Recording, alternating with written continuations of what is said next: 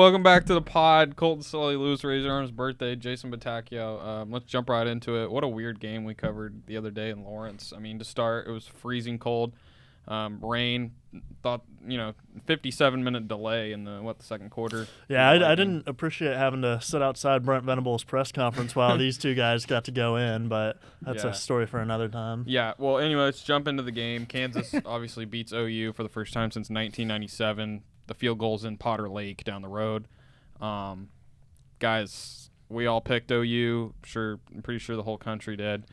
Like I said, Kansas, that's probably the biggest win in Kansas football history.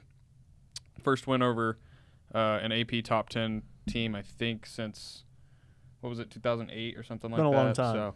So, Mark Mangino era, I think, in a bowl game. But let's jump into how shocked we were, number one, but also number two, what do we think contributed to the loss? And let's go one at a time and start. Louis, why don't you first answer, were you shocked about the outcome? I was, and Brent Venables and all the players this past week, they had me convinced, and I think they had a lot of fans convinced that UCF was really just a fluke. They were saying, good teams, they always have hiccups. I mean, we saw even a team like Georgia, who was so dominant the past 2 years, they've had hiccups, games where, they're on the verge of losing against a close, not a great opponent. So they had me convinced that it was just a fluke, and it turns out the scary thing is they were even less disciplined this week than they were against UCF, and it came in the form of 10 penalties for over 100 yards. It came in the form of not being able to move the ball on offense. Kansas did a lot of pre-snap motion, which really seemed to be confusing the defense early. So it's a scary thought for OU that UCF, that team we saw play UCF and barely get a victory on holding them on a 2-point conversion, I don't even know if that's a fluke. And, I mean, it gets you thinking, because you think back before Texas, and we were saying we don't really know what this team is made of. They had won 5 games, not any against great opponents. Their best win was, Iowa State, maybe Cincinnati.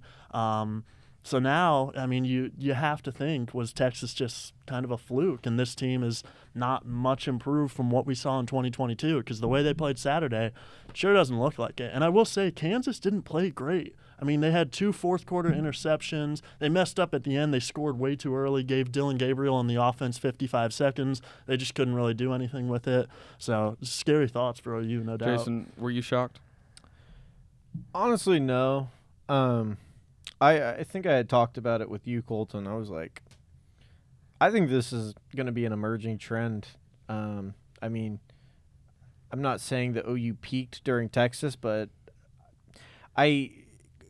coming off such a massive win like that and the amount of energy that they put into it, I almost half expected for these sort of type of miscues. I mean, mistackling, breaks in coverage, quarterbacks scramble for 38 yards on a touchdown, offense can't generate a first down in the closing moments after Ethan Downs gets an interception on it was the 30-yard line. I didn't expect it to be this bad, but I expected it to happen. And I thought it was going to be UCF for a repeat of several games, and Kansas showed me that it got worse. So I think that doesn't bode well for OU. I think they have a lot of improvement that they need to make, specifically on offense. Their offense looks as disjointed as it's been all season. And I know me and Lewis have talked about, does this offense have an identity? And it looked for portions of the season that identity was Dylan Gabriel, and then they started wanting to run the ball more, and now it's okay, Brent Venables is saying, yeah, maybe we're going to get back to the passing game. So, yeah, I mean, it didn't really surprise me, if I'm being honest. I'll just going off that, I wasn't really surprised that they lost. I mean, you got to think that, going undefeated, Georgia makes it look so easy, like you mentioned the other day, but it's such a tough thing in college football, no matter your schedule. I wasn't really surprised that they hiccuped and lost the game. It was just the way that they lost, that Kansas did not play that well. OU just shot itself in the foot, and that was an Oklahoma loss. It wasn't that much of a Kansas win. Sure, and I'm going to echo everything you guys just said. I wasn't shocked that they lost the game. I think obviously OU is going to be favored in the rest of their games the rest of the way because they're OU. And I think the shocking thing to a lot of OU fans is they lost to Kansas, but this isn't the same Kansas team. They're a really good football team. And like Jason said, we could kind of feel a hiccup coming at any point after the UCF game. And It came in Lawrence. Real quick, guys, before we move on from Kansas to Bedlam, just real quick, what do you think was the biggest? Let's just go around. What do you think was the biggest, what was the biggest, what am I trying to say? Factor. Factor in the loss, yeah. I would just say the discipline thing. I mean, 4 personal foul penalties in the second half. Just all the little dumb stuff that they did. I mean, calling a punt with 12 minutes left in the third quarter. Terrible. On a fourth down. Before. Yeah. Terrible. So they call that timeout there just a punt. And then Brent Venables is saying at the end of the game, well, we lost this game because I didn't call a timeout on that last drive on the fourth down that Jason Bean completed that long pass plays. Yeah, exactly. So just the little things. I mean, they had 10 guys on a punt return at one point, had to sprint out Kendall Dolby at one point. I think it was Kendall Dolby. Mm-hmm. But, yeah, just a rough look overall for OU. I would just say the discipline in general. For me, it's the offensive play calling. I mean, it just was all over the place. You rely on Dylan Gabriel against Texas. You rely on Dylan Gabriel against Iowa State. And, that seems to be the strong suit of your offense is your wide receiver room and your quarterback. And then you come out of the bye week, you try and run the ball. Doesn't work. And obviously they were missing Talby Walker. And then you start running the ball against Kansas, and Talby Walker comes out, and, he's having a fantastic game. But Dylan Gabriel only passes the ball 19 times. I think that was a season low. Correct me if I'm wrong. But, the lack of a strong identity and a consistent identity it's almost jarring in a way. Is Jeff Lebby going to make up his mind for what he wants to do? I mean, Jaleel Farouk and Gavin Freeman are taking reps in the backfield. And, I mean, I'm not an offensive play caller. I'm not, an offensive guru. I don't spend hours watching tape, but you should see his NCAA 14 play calls. Yeah, they're pretty bad. 4th down and 20, I'm going for all day, baby. Wildcat formation. Wide receiver in at quarterback. You know how it is. But back to the topic at hand, I just think Jeff Lebby's still searching for what works in this offense, and OU's 8 games in, that's a really bad sign. I think Jeff's a hell of a recruiter, but I mean, the past 2 seasons, there hasn't been a lot of great things put on tape other than maybe that 2-minute offense against Texas. I think that's Oklahoma's best offensive series since Jeff Lebby's been offensive coordinator. So I think that's a problem for OU. Yeah, and that's the biggest thing, OU fans have talked about since the game. Jeff Lebby's been in the news a lot. A lot of people are upset about the offense, rightfully so. I agree with everything Jason said. I think that was my biggest factor in the loss. I mean, like Lewis said, Jason Bean throws those 2 picks. I mean, OU has so many chances just to go down and score and close the game, and end it, and just didn't do it. At what point, just real quick, at what point is it kind of insanity? A definition of insanity, doing the same thing over and over and thinking it works out. Gavin Freeman had a 42-yard rushing touchdown on a jet sweep, first game OU played last year. Mm-hmm. That play hasn't really done anything since. Nope. It has done nothing, they run it multiple times a game. It's got to be all over their game. The Jalil package is just like the Jackson Arnold package earlier this year. It just doesn't work. Yeah. Anyway, we took a little bit too much time on Kansas. Let's jump into Bedlam, the big game this week, 2:30 on ABC in Stillwater. We'll all be there. Brent Venables talked today at length about Jeff Lebby's offense, about Bedlam, about Kansas, about discipline and fixing everything.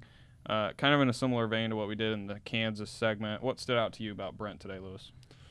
I think the stuff he said about discipline really needed to just hone in this week on Oklahoma State. Obviously, he talked very highly of Ollie Gordon and the Oklahoma State rushing attack and offense in general.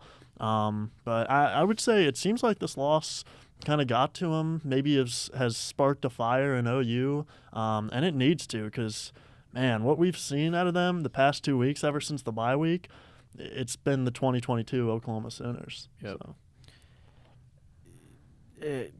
Brent, I mean, I feel like he said what every coach would say after winning 7 games in a row and then you lose a tough one. I mean, back to the drawing board, refocusing, a lot of it is on him per se. but I think this team has bigger problems. But we'll get into that. But, I mean, pretty standard stuff that you hear from head coach. I mean, they want to get back to the deep passing attack. They're still looking for a consistent running back. I mean, you can almost guess what Brent's going to say after a loss. Yeah, we're going to get into that passing game here in the next segment, but I think just one thing that stood out to me was the amount of fans on social media and just on TV and everything talking about the Texas hangover. I think Brent really went into detail about that today and dismissed that, and so did players last night. It's just something like, it's such a high in their season. I think Jason said earlier it was the peak of their season. Like, it really was. And coming off that, they jump up to number 5 in the AP poll. Everything's in front of them. The schedules, they're going to be favored in the rest of their games. Schedule's a little tougher in the second half, but, like, nothing they can't win. They come out of the bye week, play horrible against UCF, barely win, and then go to Lawrence and lose. So it's just, whenever fans and people question that, it's just like, what happened from this point on? Well, Brent says he doesn't really look at it that way. He really takes it week by week. He said he doesn't really know if each week connects throughout the season, which really didn't really make sense to me, because I guess just I'm not a coach, obviously, so I don't really look at it that way. But the way this team tends to look at their opponents and their weeks is just every week is the start of a new season, basically 1-0 every week. So, well, I mean, I thought that was interesting. Is it almost scarier if it's not a Texas hangover? Because if it's a Red River hangover, like, okay, you were riding high, now you just got to get back to focus. If it's not, was that just kind of a fluke? It's and scarier. This is just an undisciplined team? Like you said earlier, they're never going to admit to that. So, yeah. But I just thought it was an interesting look into Brent Venables' mind.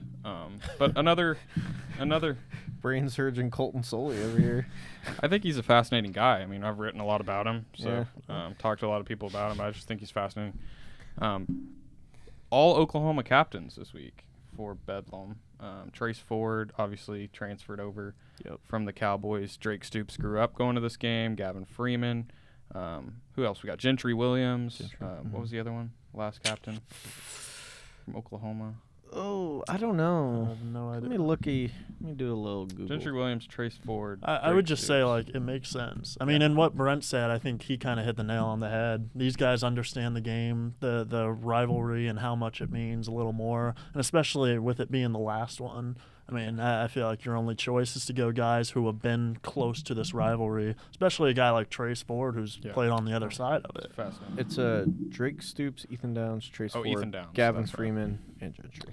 So. Ethan Downs, that's right. Mm-hmm. Well, so that's pretty cool, having all Oklahoma captains, obviously. The last Bedlam in Stillwater, I don't even think we've talked about that. We're already like 15 minutes into the pod. This is the last Bedlam ever. It's just, me and Jason have kind of touched on this. Looking at the season, when you look at the schedule, like months ago or a year ago when the schedule came out, people circled that game and they're like, that's the last Bedlam game. But it just kind of seems like throughout the season, it's just like, I mean, I think a lot of it has to do with OU just lost. I think OSU's on such a run. If OU would have beat Kansas, I feel like it would have been primetime ABC maybe. It would have been like a bigger deal than it is. But you have Mike Gundy in his press conference yesterday. We're recording this on Tuesday. It was on Monday. He basically said it's not even a rivalry anymore, which was pretty shocking to hear, but interesting stuff. Anyway, Brent Venables gave some updates on injuries. Danny Stutzman and Tawi Walker obviously got injured against Kansas. Stutzman, it was his knee or ankle. He had his tape. Tape wrapped around his foot, but I heard somebody say it was his knee. But he talked on his weekly radio show on the franchise yesterday. Brent Venables updated us about him today. He says he, quote, feels good about both him and Tawi Walker's chances of playing, so that's encouraging. I think OU fans are going to be glad to hear the Danny Stutzman injury wasn't as bad as we originally thought. Yeah. Now, does he play this week? I'm not quite sure, but it looks like he'll be back in the near future. Something else just wanted to throw in real quick before we dive more into this, but and it kind of probably got lost in the sauce during the Kansas game, but like OU landed a pretty good 4-star safety. Yeah, Reggie Powers. Reggie Powers picked OU over Ohio State and UCLA. What a time to pick. About the worst time you could commit is when the team you're about to go through is going through a meltdown in the second half. In the fourth quarter when they were down. That's Sounds insane to right. me. Late third or early Late fourth. third yeah. or early fourth. I don't know. When OU was losing. Yeah. I can't What a time to imagine. commit during the game. Yeah, I can't imagine being like, oh my god, Well, could OU's you imagine Brent Venables after the game, like you lost and you're talking to your team, and like a staff member comes up, oh, by the way, Brent, we landed Reggie Powers. It's probably like, I don't care. Get out of my face. I'm like, maybe it was like predetermined, and they were like, oh, like we're It just had to gonna be. announce It it. had to be, but like it's still weird timing. Like he Right. timed it during OU's game. I know.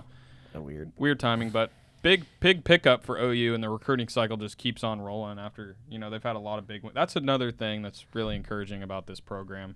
Yeah, they lost to Kansas. They're 7-1. Big turnover from last year. They're going into the SEC and Brent is recruiting. That's the most important thing, and that's something that tells me I think he can have success in the SEC is by the way he's recruiting. Quick basketball update, Jason, since you covered basketball last year. You want to give us the McCaslin Fieldhouse scoop?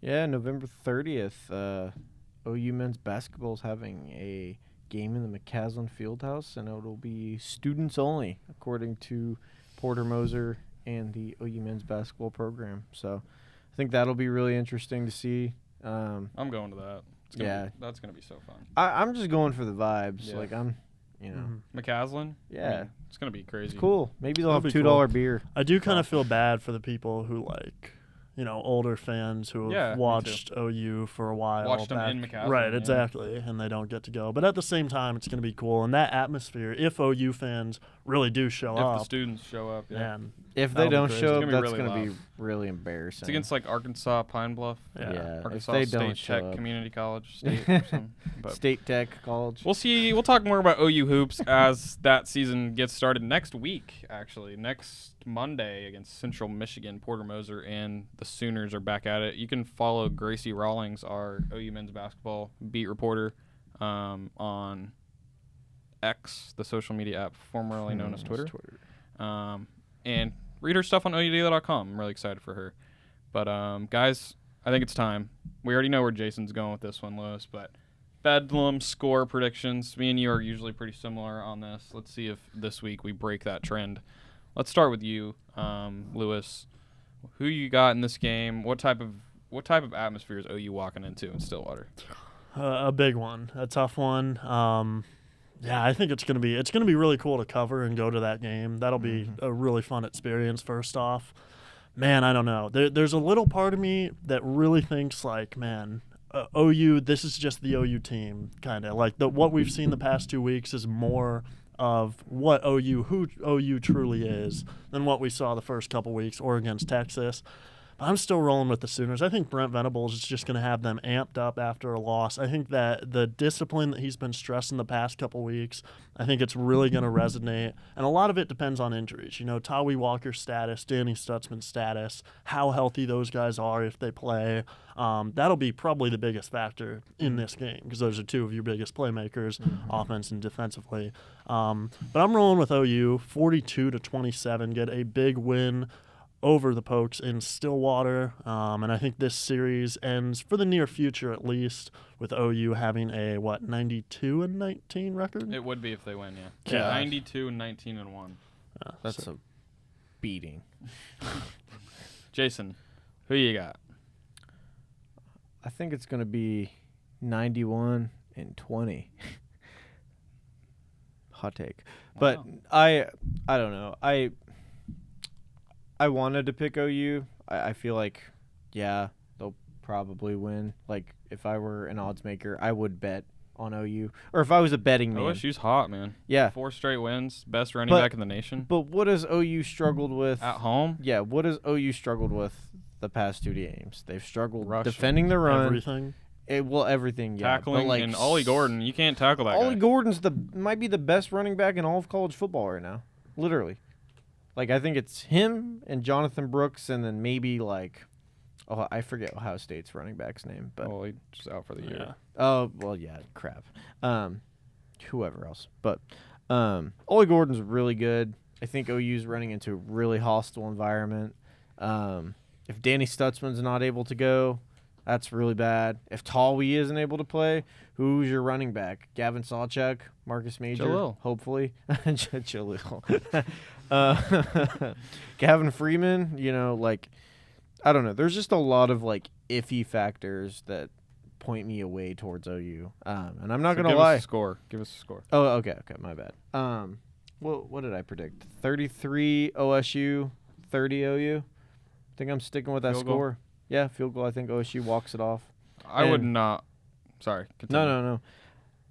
I think if OU loses this game, they lose another game down the stretch, and they finish, I guess, this next 4-game stretch 2-2. That's my opinion. If they win, I think they win out. Interesting. That's my take. Interesting. I would not want to be OU walking into this game. No, Let me just say 100%. that. I mean, last Bedlam, Stillwater fans are not going to hold up. They're out to get them for sure. I don't think OU's as good as we thought going into last week, but I still think they find a way to win at the end. I think, and the difference to me is Dylan Gabriel. If they can get, like Brent Venables talked about this week, the passing game more in motion. I know you don't have Andrell Anthony. Throw Brennan Thompson out there. He was beating guys left and right against Kansas. They just didn't find him. I think Nick Anderson only getting 1 catch against Kansas is pretty ridiculous. Regardless of and Danny Stutzman's a huge piece.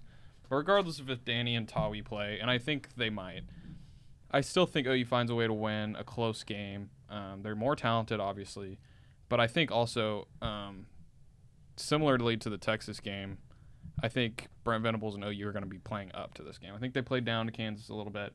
You could see right from the jump against Texas, Danny Stutzman and Jared Kanek were flapping their arms. They knew every play that Texas was running. I mean, they were on top of it. Jutri Williams picks the ball off. What was that, second play? They have the goal line stand. I think OU is going to be in that type of mindset against Oklahoma State. They're hearing all week how bad they are.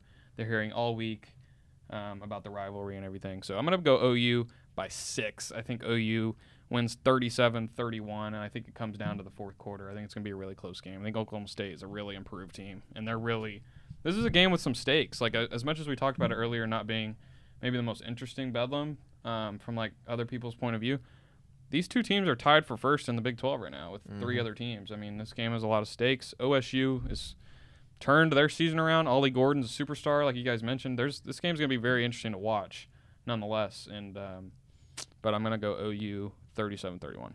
Yeah. Anything else to add before we wrap up? I think Kaylee's got to get out of here. Louis That's got to it. get out of here. I got class in 3 minutes, so you better make it snappy if you got something. All right, snappy pants. Maybe Ollie Gordon has his Heisman moment. Maybe. I'm just kidding. All right, that'll do it here on the OU Sports Podcast. Jason Batacao, Louis Raser, Colton Sulley. Happy birthday, Louis. Don't party too hard tonight. Happy No birthday promises. Alrighty. to you. We will talk to you guys next week. See ya. Keep it with OUdaily.com.